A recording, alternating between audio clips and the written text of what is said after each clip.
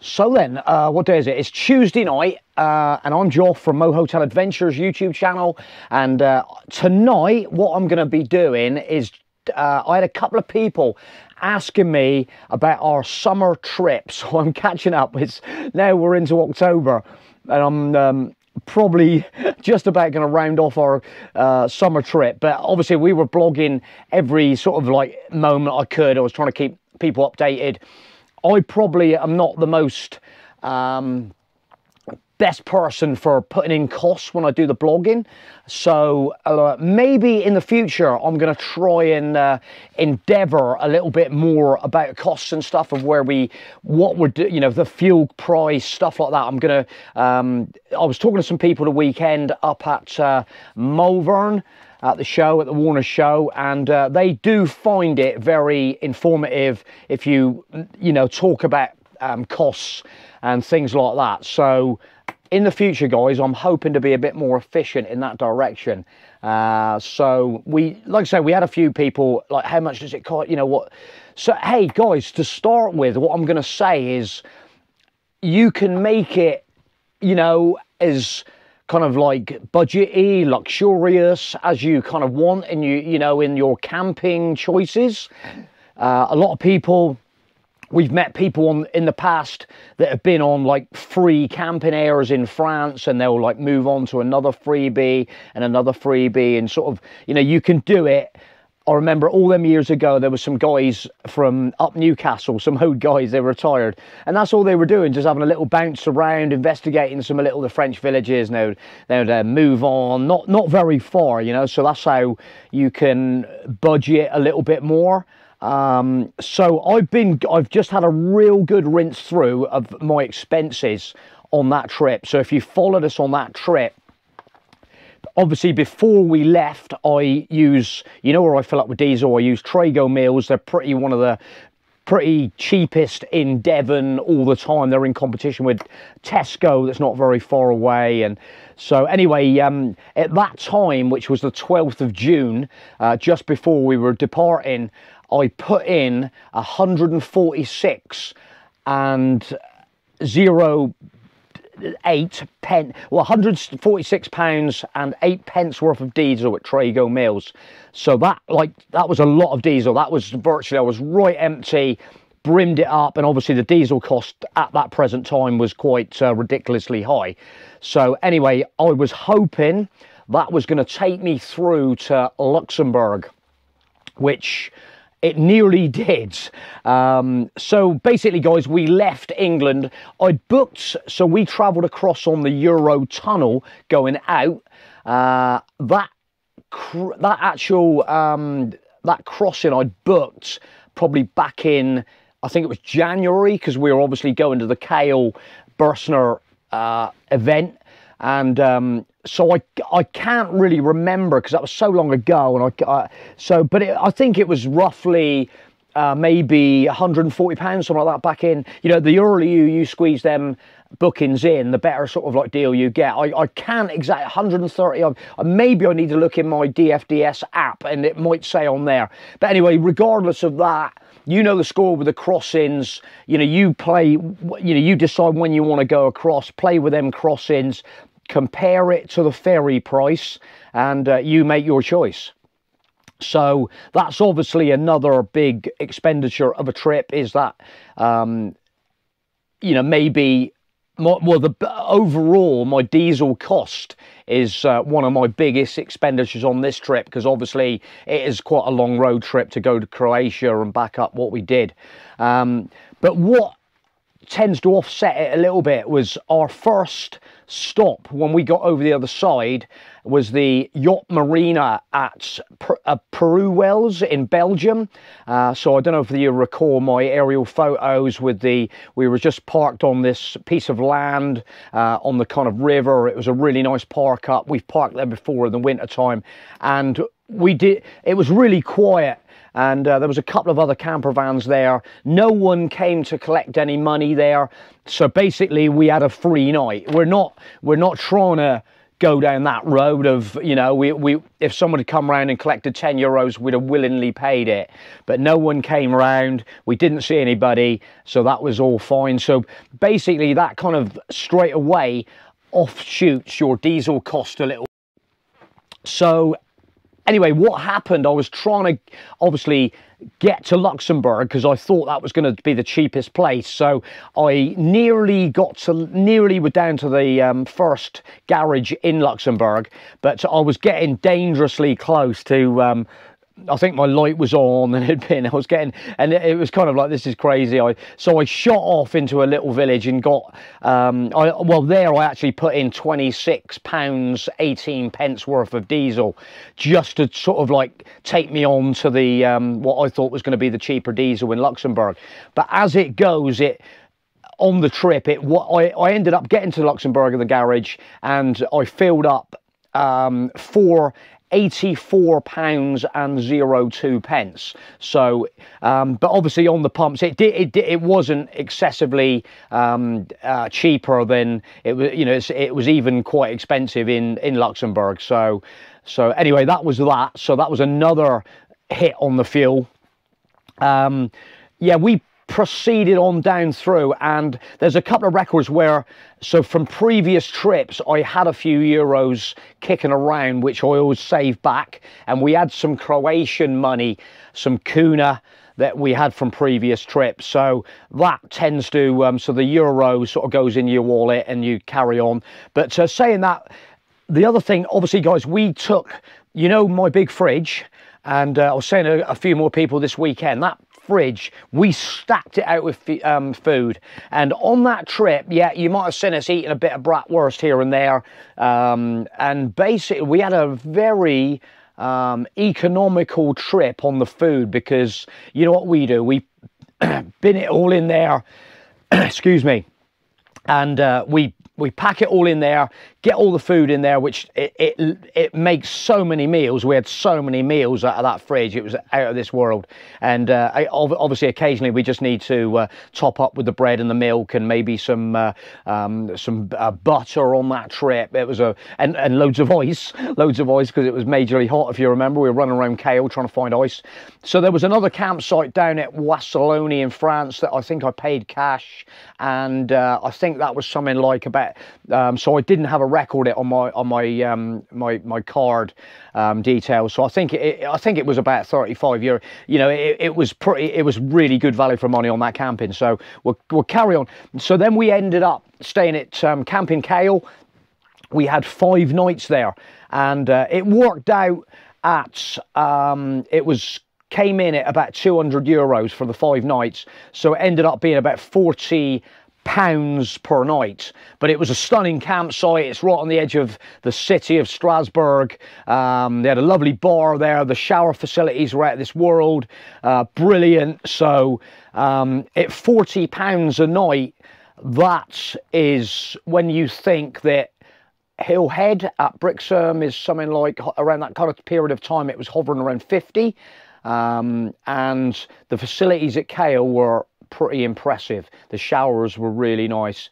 Okay, so then after the 5 nights, we left there and we proceeded on across, heading towards Austria via Munich in Germany, and we ended up staying at behind that hotel in a little camper park with the views of the mountains. If you watch our videos, and that place was £15.56. I've got the conversions now from the euros, so it was like, it was a stunning location. £15.56. It was to die for, honestly. And when I was looking back, you sort of like, oh my god, you know, that's pretty impressive. So anyway, in the next morning we left there, and then so it'd come from Luxembourg, and then it was another fuel stop, which I managed to squeeze in £96.86 worth of diesel, just outside of that camping, not that far from that hotel stop off. Going on from there, then we ended up buying a vignette for Austria, which you need for the travel on the motorway, which came in at £8.28. so not bad. That was pretty good. And yeah, obviously you see us using that Vignetta quite a bit on the trip, because we ended up touching a bit of Austria on the way back, and it was still valid.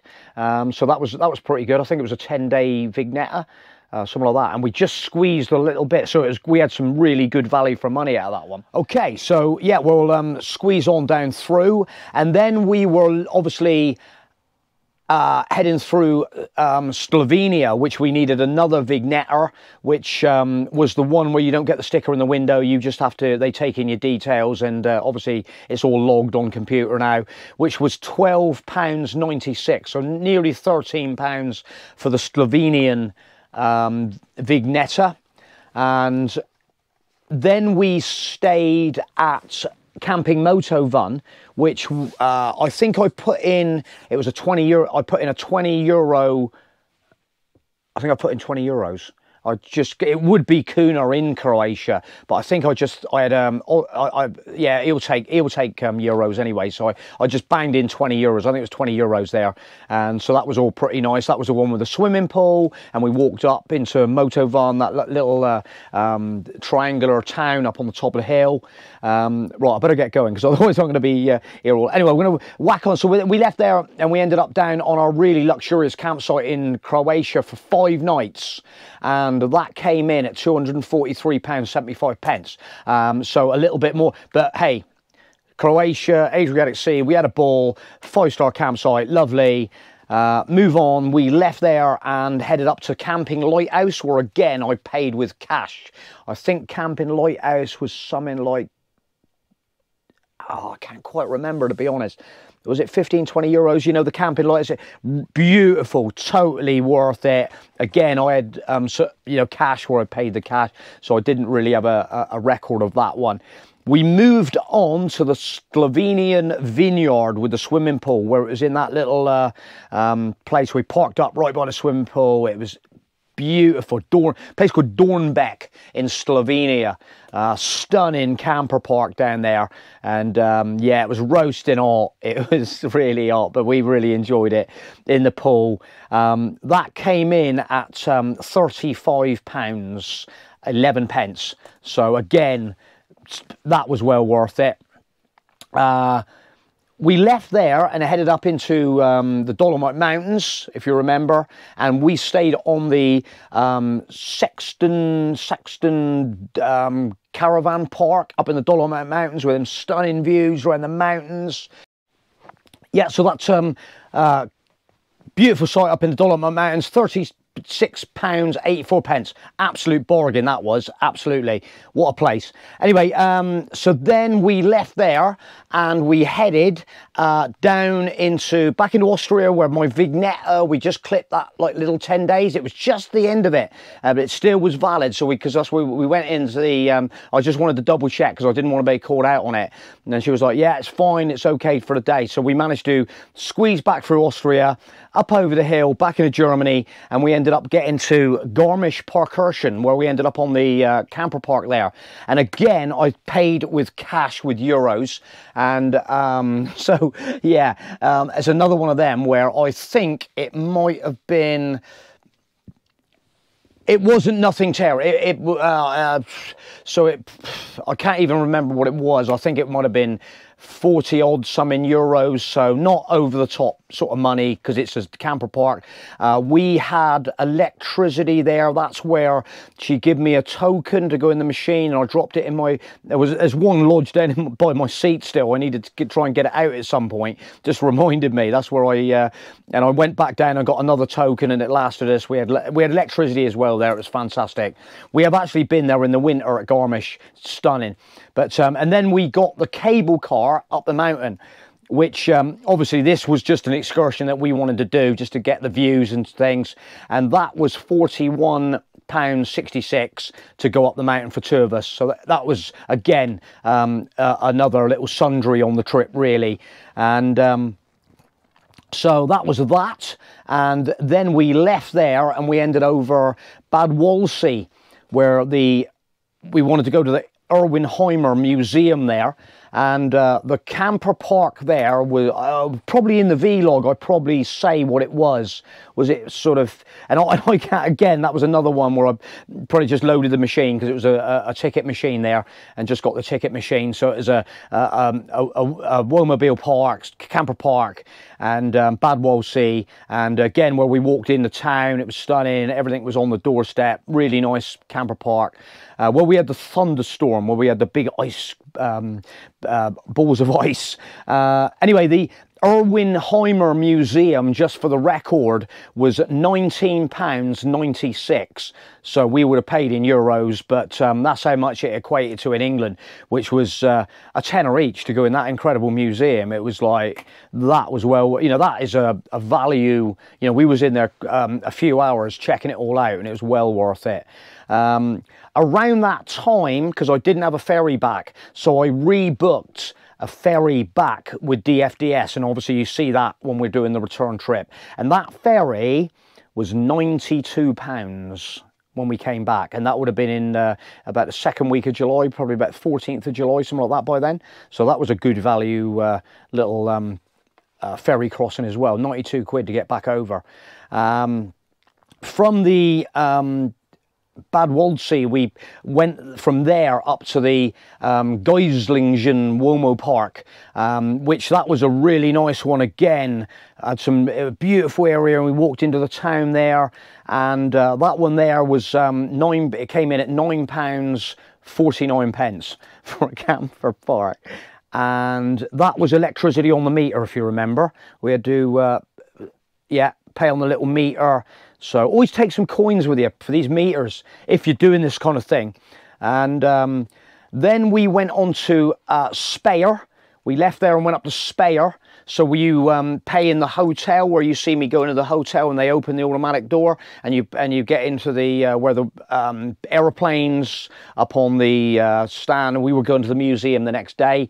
That Speyer camper park was £21.56 with electricity, right in the heart of the action, right on the side of the River Rhine. What, I tell you what, it's incredible value. When I look back, start looking at some of these prices, when you're on the trip, it's fast moving, you just bang, bang, bang, bang.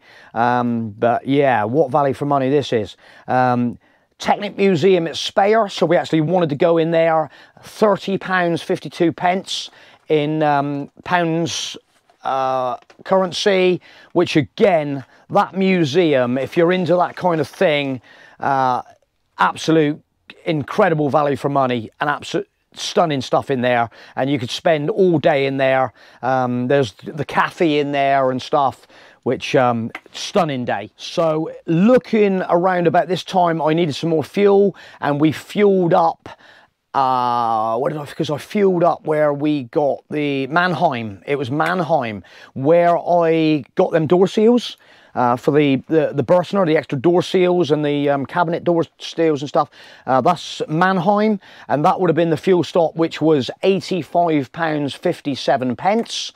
And from there we proceeded up to Bacharach, the camper park on the side of the River Rhine at Bacharach, and that must have been another cash one, because I haven't got a record of what I paid at that one. But Bacharach camper park there, I must mention it because the Camper Air, remember we was going to go in the Camper Air, and then I ended up going onto the camper park, and it was a little bit more, but it was fantastic. We had electricity. I think there was electricity on the Camper Air actually as well, but we ended up on the campsite, and it was lovely. Spot on. Had a look round Bacharach up in the town there, and got some great views up the river. We left there and then proceeded on up to the Knost camping at Goblenz. Can you remember the Goblenz? There's a big statue up on the where the Mosel, it breaks off from the Rhine, goes one way and the Mosel goes the other. So Goblenz, and that camping, because I remember he said it's in euros, it was €50 10 cents. That equated to £42.47. That was a really, that was a stunning. We was on the front, on the waterfront of the river. I remember him said to him, impress me, and that's where he put me, and that's pretty good value for money. And the cable car, well, we took the cable car up to Gobelins, up the Citadel from Gobelins, and that was £23.57 for two of us to go up the cable car and back down again, and just to get the views. Again, it was a really great experience. You know, these are our little sundries and that we had on the trip. So there's a few, you know, like say the museums and the little excursions, which when you look back, we had an incredibly pretty cost-effective trip, you know, and if this diesel had been a lot cheaper, you know, it would have been even more cheaper. We have eventually left there, and I got back to get some more fuel at Belgium, which was another 93, 67 pounds. Yeah, that's it. Back in Belgium, and that because I was nearly dry, so it topped me right back up again, and then that got me all the way back. So, which I've still got, when I get back to Dover, I've still got like 250 miles get back to Devon, where we live. So basically, I had a little tab up on the diesel, and it was roughly around 438 pounds worth of diesel. So realistically, you know, that there, 438 quid, that's probably, you know, when you look at jumping on an aeroplane, and probably that's not even close to, that's probably, yeah, 438 quid on fuel. And the biggest saving I think we had was with the food. And basically, you know, if we'd have stayed home, you know, we weren't extravagant on what we're eating. We, you know, hey, we're not talking about the drinks here. We're not involving the drinks, the beverages. But you know, us again, we had when we go to the supermarket, if we want to top up with a bottle of Bacardi rum or something like that, we, you know, it's you know, that's just your everyday holiday living costs. And obviously, if you're buying bottles like that, it works out a lot cheaper than going to bars. Although, did you see us with big steins of beer? or was that some sort of mirage across it? No, but yeah. So that's, like I say, guys, that's just a rough kind of guide. We were, like I say, we were talking to some people up Malvern, and they were sort of saying, like, you know, about these sort of kind of trips, and I'm going to try and be a bit more disciplined on what we, you know, on the, maybe on the dailies when I'm doing it, and sort of like, you know, what have we spent here at the camping, what have we spent for diesel and stuff, and hopefully it will start to come down a bit. But apart from that, I think that's just about it. If there's any more questions, guys, that you want to ask on that one, feel free to drop us a comment. I hope that sort of maybe, you know, if you are thinking about next year, you don't have to go that far. That's a crazy trip. That's a mad trip. I was saying to someone the weekend, I said, you know, if you want a first time approach, just chill out, just go down, go over to France, go do a little Normandy, drop into Normandy, plan it, get your camper contact app, suss out a few nice little camper parks, and that would be a really cost-effective little trip, especially if you loaded your fridge.